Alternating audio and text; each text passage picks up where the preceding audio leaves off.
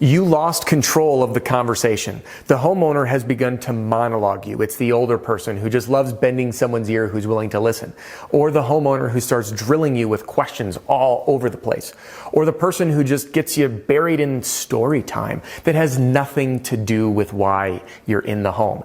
And you're stuck in this predicament of like, how do I hurry these people along in a way that's not pushy? Because I know I don't want to lose the sale. Or maybe you're like me and you are a natural people pleaser and you're like, hey, how do I find that fine line between appeasing them and being respectful and giving them a little bit of runway without being really aggressive and only focused on business? Because after all, we do need to build rapport. We need to connect with our homeowners, and it can be a really delicate line. It's a little tightrope act, and one misstep and you lose the deal. And I don't want that to happen to you. So in this short, punchy video, I'm going to give you a one-liner that you can start using on the very next sale that you run to take back control of the sale for those runaway customers. You know the type. Before we get into it, I just want to say welcome or welcome back. Thank you so much for investing your valuable time with me here today. I'm hoping that this one little trick, this one-liner, is going to help you control the dialogue, win more sales, and have even better customer experiences.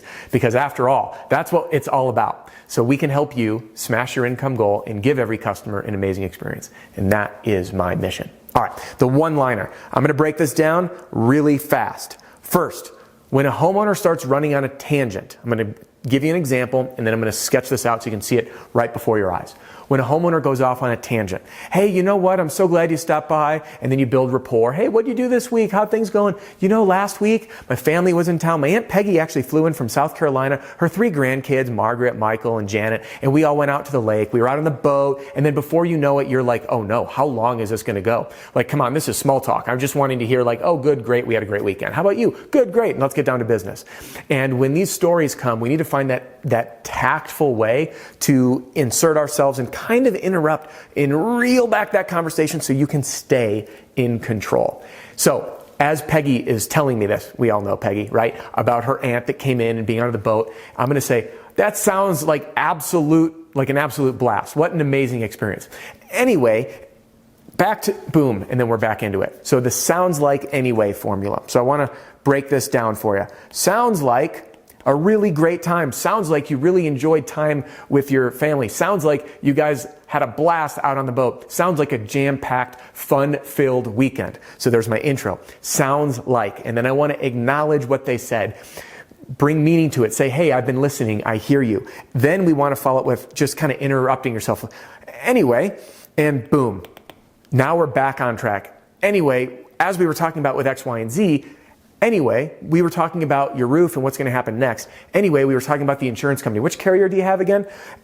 Very simple framework to use. You'll notice at first this might be a little uncomfortable. You're going to feel like you're being invasive. But what I've found is that when you use this formula and you acknowledge, and you can just interject when there's a pause or a gap, because sometimes we have the runaway customers who might go on for 5-10 minutes. You're checking your watch. You're like, man, when is this going to stop? When you find something that you can respond to, that's when you interject. Sounds like that fishing trip was amazing. Sounds like you're really excited to go on this trip to Disney World with the kids.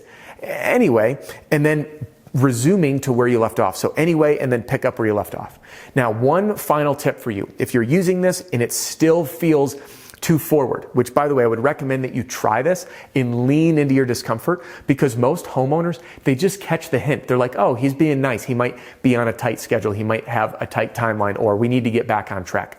Almost every single time, people hear you and understand, but you're doing it by letting them know you're listening and you're compassionate. And that's why it's so important to say, sounds like, and then acknowledge some specifics of what they shared with you. And then anyway, back on track. Here's the tip. If you are someone who's like, you know what, this homeowner just keeps running off with it. I've done this 4 times. Because by the way, you might do this 4 times in the same appointment. I want to give you one more tool. And that sounds like an amazing time. Hey, listen, I'm sure you and I could chat the entire evening about boating on Lake Mendota. You know, unfortunately, I don't want to keep you all day. So instead of I have another appointment, I don't want to keep you all day. Anyway, back on track. So that's one little twist you can throw on it to, again, disarm and not make it about them. I don't want to keep you all day. And very rarely are they ever going to say anything. Say, hey, they catch the hint. They see through it. This is a polite way of saying, let's stay on track. Every once in a while, and I just want to prepare you for this, you're going to get that homeowner who says, I got all night. And you're going to say, and I wish I did too.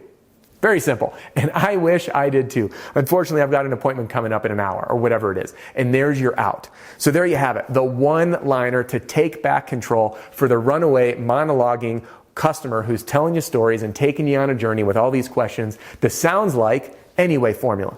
There you have it, and I hope you can apply this on the very next sale you make. Now listen, just because our time here is about to wrap up doesn't mean your and my time has to. So if you want to continue your journey with me, click right here and download a free copy of my Pitch Like a Pro Roofing Sales Training video library right here, and you can binge through all the videos I've ever done organized by category. Or hang with me right here on YouTube and jump into this video. They think you're really going to love it. We'll see you soon.